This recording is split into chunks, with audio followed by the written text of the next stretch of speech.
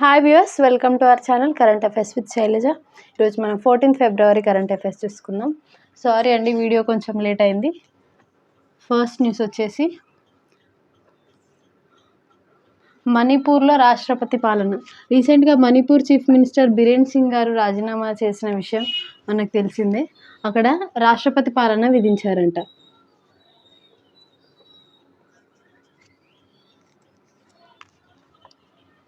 మణిపూర్లో రాష్ట్రపతి పాలన.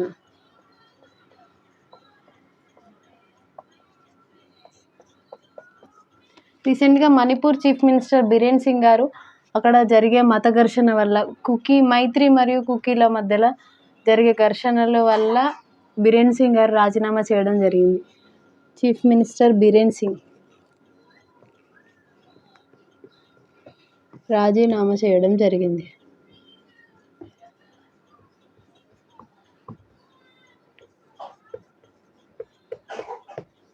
ఏ తెగలకు మధ్య అంటే మైత్రి మరియు కుకీ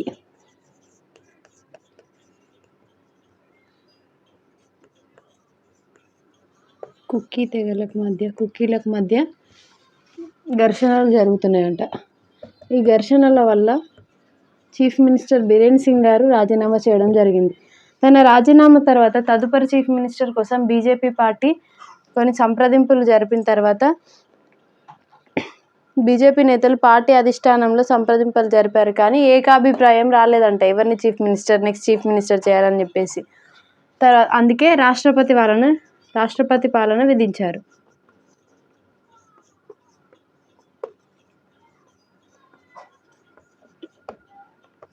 ఈ రాష్ట్రపతి పాలన అనేది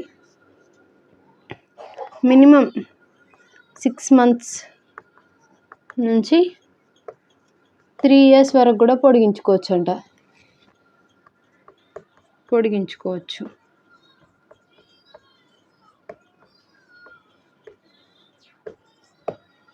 ఇప్పుడు మణిపూర్లో రాష్ట్రపతి పాలన విధించడం జరిగింది, ఎందుకంటే అక్కడ చీఫ్ మినిస్టర్ బిరేన్ సింగ్ గారు రీసెంట్గా రాజీనామా చేయడం జరిగింది. మైత్రి మరియు కుకీల ఘర్షణ వల్ల తను రాజీనామా చేయడం అయితే జరిగింది. రాష్ట్రపతి పాలన విధించారు. రాష్ట్రపతి పాలన మినిమం 6 years to 3 years వరకు, 6 months నుంచి 3 years వరకు ఉంటుందంట. And our next news is రీసెంట్గా మన ప్రధానమంత్రి నరేంద్ర మోడీ గారు అమెరికాలో పర్యటన స్టార్ట్ చేశారు. అక్కడ ట్రంప్ని కలవక ముందు స్పేస్ ఎక్స్ సంస్థ CEO ఎలన్ మస్క్, ప్రపంచ కుబేరుడు ఎలన్ మస్క్ గారిని అయితే కలవడం జరిగిందంట.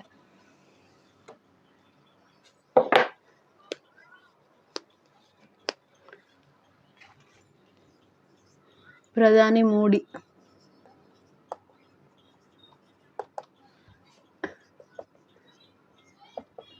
ఎలన్ మస్క్తో భేటీ.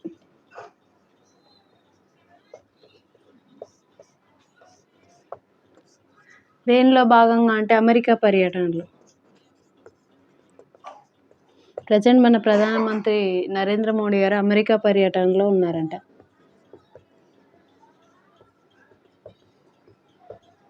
ట్రంప్ విజయానికి ముఖ్య కారణమైన ప్రపంచ కుబేరుడు ఎలన్ మస్క్ గారిని కలవడం జరిగింది. ఎలన్ మస్క్ తనెవరంటే ప్రపంచ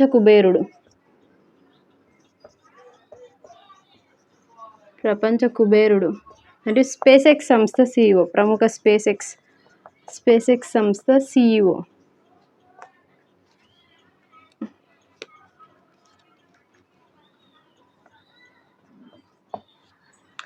మన ప్రధానమంత్రి నరేంద్ర మోడీ గారు రీసెంట్గా అమెరికాలో పర్యటించడం జరిగింది. అక్కడ తను ట్రంప్ని కలవక ముందే ఎలన్ మస్క్ గారిని కలవడం జరిగింది. ప్రపంచ కుబేరుడు అయినటువంటి ఎలన్ మస్క్ గారిని కలవడం జరిగింది. And our next news is మన 38th నేషనల్ గేమ్స్ ఉత్తరాఖండ్లో జరుగుతున్న విషయం మనకు తెలిసిందే. అవి రీసెంట్గా February 14th కంప్లీట్ అయ్యాయంట. 38th national games.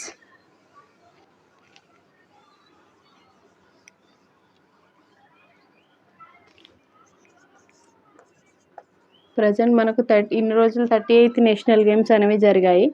ఎక్కడ అంటే ఉత్తరాఖండ్లో జరిగాయి 38th నేషనల్ గేమ్స్. వెన్యూ వచ్చేసి ఉత్తరాఖండ్లో జరిగాయి. 39th మణిపూర్లో జరుగుతాయని చెప్పాము కదా. అండ్ ఈ 38th నేషనల్ గేమ్స్లో మన తెలంగాణకి, ఆంధ్రప్రదేశ్కి, తెలుగు స్టేట్స్కి ఎన్ని మెడల్స్ వచ్చాయో చూసుకుందాం. తెలంగాణకి టోటల్గా గోల్డ్ 3, సిల్వర్ 3 అండ్ బ్రోంజ్ 12 వచ్చాయంట. అండ్ నెక్స్ట్ ఏపీకి gold 7, silver 1, bronze 6, total 14 medals ఏపీకి రావడం జరిగింది. మన తెలంగాణకి 15 + 3 18 మెడల్స్ రావడం జరిగింది. తెలంగాణ 26th ర్యాంక్లో ఉందంట. 26th. ఏపీ వచ్చేసి 18th ర్యాంక్లో ఉంది మెడల్స్ వైజ్. రీసెంట్గా మన ఉత్తరాఖండ్లో 38th నేషనల్ గేమ్స్ అనేవి ముగింపు కార్యక్రమం కూడా అయిపోయిందంట. అక్కడ మన తెలంగాణకి సంబంధించి total gold 3 medals, silver 3 medals, bronze 12 medals అయితే రావడం జరిగింది. మెడల్స్ వైజ్ చూసుకుంటే తెలంగాణ 26th ర్యాంక్లో ఉంది, ఆంధ్రప్రదేశ్ వచ్చేసి 18th ర్యాంక్లో ఉందంట. టోటల్ అత్యధిక మెడల్స్ గెలుచుకున్న సంస్థ వచ్చేసి సర్వీసెస్ కంట్రోల్ సంస్థ.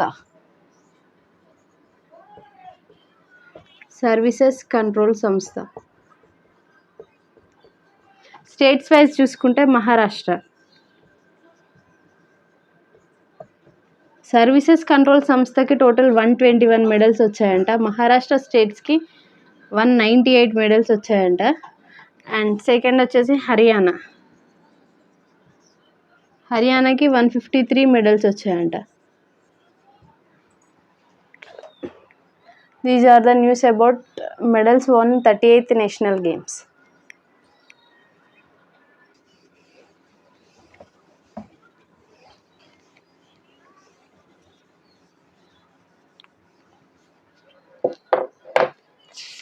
And our next news is ఏషియాలోనే అత్యంత సంపన్నుల కుటుంబాల జాబితా అనేది రిలీజ్ అవ్వడం జరిగిందంట. ఏషియాలో అత్యంత సంపన్నుల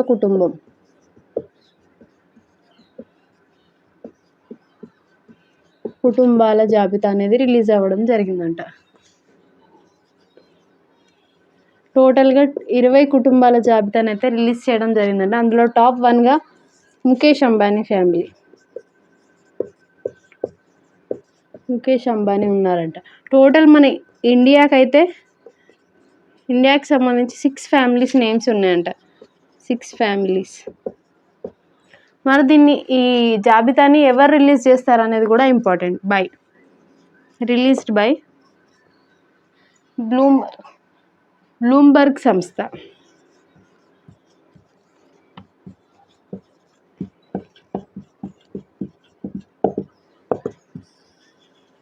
బ్లూంబర్గ్ సంస్థ ఈ అత్యంత సంపన్నుల కుటుంబాల జాబితాను అయితే రిలీజ్ చేయడం జరిగింది. అందులో ఫస్ట్ ప్లేస్ వచ్చేసి ముఖేష్ అంబానీ ఫ్యామిలీ ఉందంట. టోటల్ మన ఇండియాకి సంబంధించి 6 ఫ్యామిలీస్ నేమ్స్ అయితే ఆ జాబితాలో ఉండడం జరిగిందంట.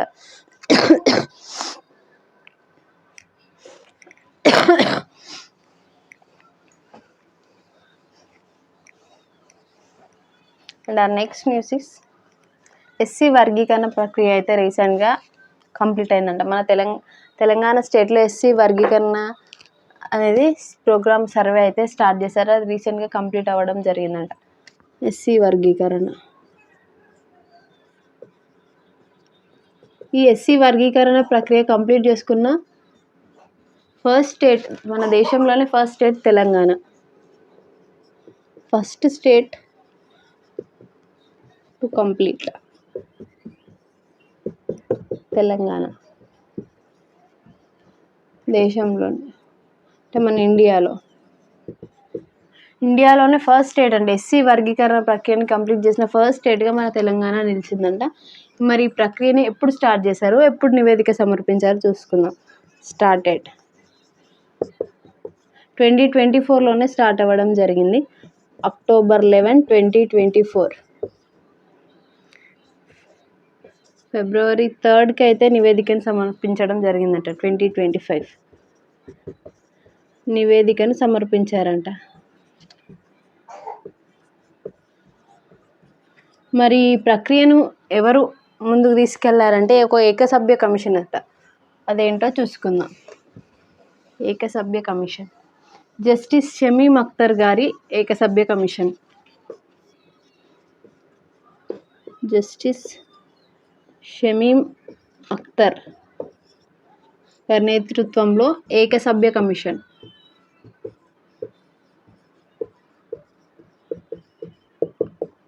జస్టిస్ షమీం అఖ్తర్ గారి నేతృత్వంలో ఏకసభ్య కమిషన్ అయితే ఫామ్ అయింది. ఆ ఏకసభ్య కమిషన్ వచ్చేసి ఈ ఎస్సీ వర్గీకరణ ప్రక్రియను కంప్లీట్ చేసి నివేదికనైతే February 3 నివేదికను సమర్పించడం జరిగింది.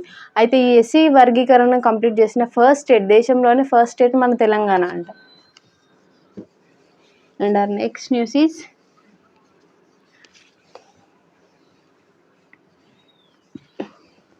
వికసిత్ పంచాయత్. వికసిత్ పంచాయత్ అనే ప్రోగ్రాంలో మన ఏపీకి చెందిన స్టేట్లో ఒక డిస్టిక్ అయితే సెలెక్ట్ అవ్వడం జరిగింది.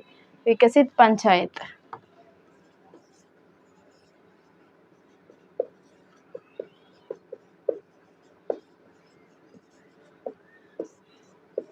ఇంక మన ఆంధ్రప్రదేశ్ స్టేట్కి సంబంధించిన అల్లూరి సీతారామరాజు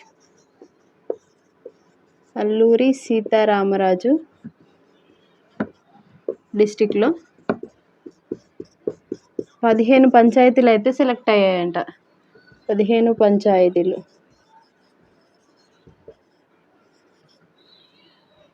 15 పంచాయతీలు అనేది అభివృద్ధికి సెలెక్ట్ అవ్వడం జరిగింది.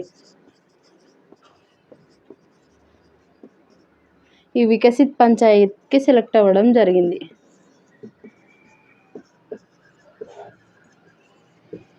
సెలెక్ట్ అయ్యాయి. అయితే టోటల్ మన ఇండియాలో ఫోర్ స్టేట్స్ సెలెక్ట్ అవ్వడం జరిగింది. అందులో ఏపీ కాకుండా మిగతా 3 స్టేట్స్ ఏంటో చూసుకుందాం. ఒకటి Gujarat, Assam and Odisha.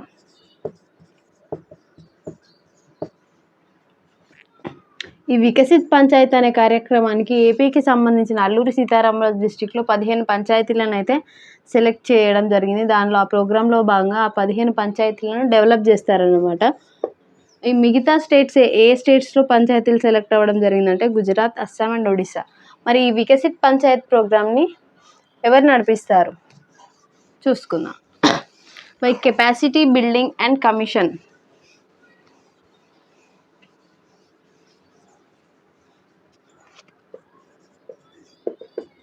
by capacity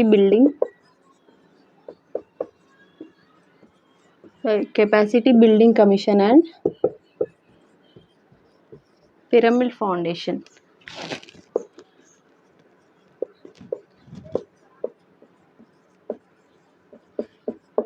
capacity building commission మరియు పిరమిడ్ ఫౌండేషన్ ఇవి రెండు కలిపి ఈ వికసిత్ పంచాయత్ ప్రోగ్రామ్ని అయితే నడిపిస్తాయంట. ఇప్పుడు ఇది ఎందుకు న్యూస్లోకి రావడం జరిగిందంటే ఏపీకి సంబంధించి ఒక 15 పంచాయతీలు అయితే సెలెక్ట్ అవ్వడం జరిగింది. ఏ డిస్టిక్ అంటే Alluri Sitaramaraju district. And our next news is Vanuatu దేశ కొత్త ప్రధానమంత్రి ఒకరు నియమితులు కావడం జరిగిందంటే ఎవరో చూసుకుందాం. This is the 7th news. Vanuatu దేశ నూతన ప్రధానమంత్రి.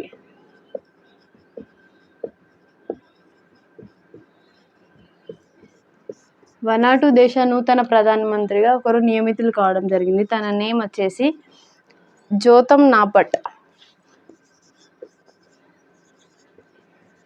నాపట్ గారు వనాటు దేశ నూతన ప్రధానమంత్రిగా నియమితులు కావడం జరిగింది. ఏ దేశం ప్రధానమంత్రి ఎవరు? వనాటు దేశం. నూతన ప్రధాని వచ్చేసి జ్యోతం నాపట్ గారు. And our next news is రాజస్థాన్లో కొన్ని చారిత్రాత్మక నేమ్స్ అయితే చేంజ్ చేశారంట. అవి ఏ ప్లేసెస్ నేమ్స్, కొత్త నేమ్స్ ఏంటి?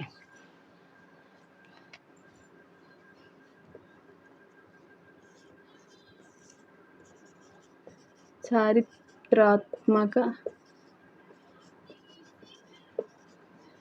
పేర్ల మార్పు ఏ స్టేట్లో అంటే రాజస్థాన్లో.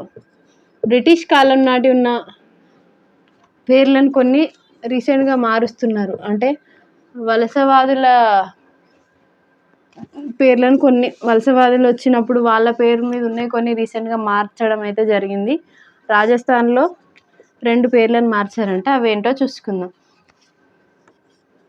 ఫోయ్ సాగర్ నేమ్ని వివేక్ సాగర్గా మార్చారంట. వరుణ్ సాగర్గా మార్చడం జరిగింది. Foy Sagar to Varun Sagar. And next news is king Edward స్మార్ భవనం.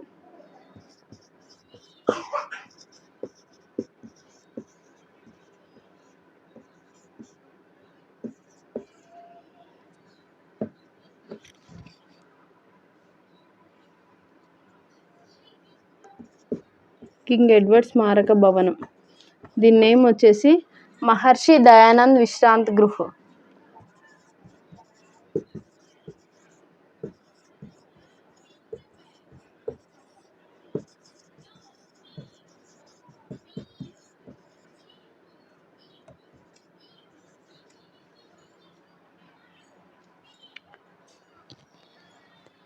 ఏ ప్రాంతంలో ఉన్నాయంటే అజ్మీర్. రాజస్థాన్లోని అజ్మీర్ ప్రాంతంలో ఉన్న 2 ల్యాండ్మార్క్ ప్లేసెస్, బ్రిటిష్ కాలం నాటి landmark places.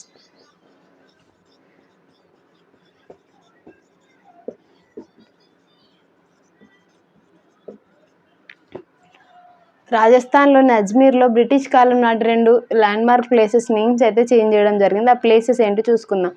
Foy Sagar నేమ్ని Varun సాగర్గా మార్చారంట. దీనికి 132 ఇయర్స్ కింద ఫామ్ అయిందంట. 132 ఇయర్స్ కాలం నాటిదంట, బ్రిటిష్ కాలం. 132 ఇయర్స్ బ్యాక్ నుంచి ఫోయ్ సాగర్ అనేది ఉందంట. నెక్స్ట్ వన్ వచ్చేసి కింగ్ ఎడ్వర్డ్ స్మారక భవనం నేమ్ మహర్షి దయానంద్ విశ్రాంతి గృహగా పేరు మార్చడం జరిగింది. And our next news is about a scheme. ఒక పథకం గురించి చూసుకుందాం.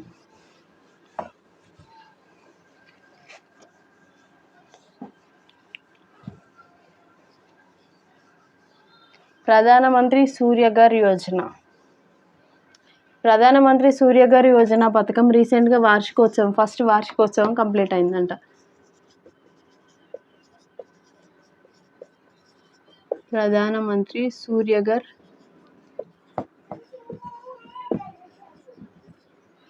యోజన పథకం ఇది ఎప్పుడు స్టార్ట్ అయిందంటే February 13, 2024 స్టార్ట్ చేశారంట. ఇప్పుడు ఎందుకు న్యూస్లోకి రావడం జరిగిందంటే మొదటి వార్షికోత్సవం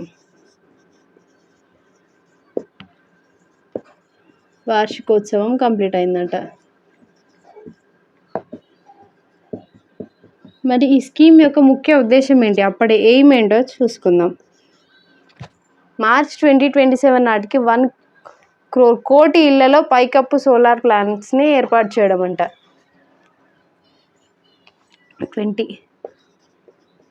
March 2027 నాటికి 1 కోటి ఇళ్ళ పైకప్పు పైన సూర్యఫలకాలు సోలార్ ప్లాంట్స్ని ఏర్పాటు చేయడం.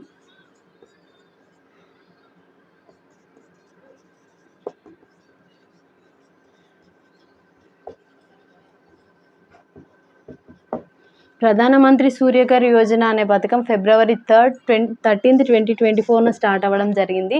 ఇది రీసెంట్గా మొదటి వార్షికోత్సవం. ఈ February 13కి 1 year కంప్లీట్ చేసుకుందంట. దీని ఎయిమ్ ఏంటి, ఈ స్కీమ్ యొక్క మెయిన్ ఎయిమ్ వచ్చేసి 2027 నాటికి 1 కోటి ఇళ్ళ పైకప్పు పైన సోలార్ ప్లాంట్స్ని ఏర్పాటు చేయడం అనమాట. These are the today's current affairs, 14th February current affairs. Thank you. Subscribe the channel for more current affairs updates. Thank you.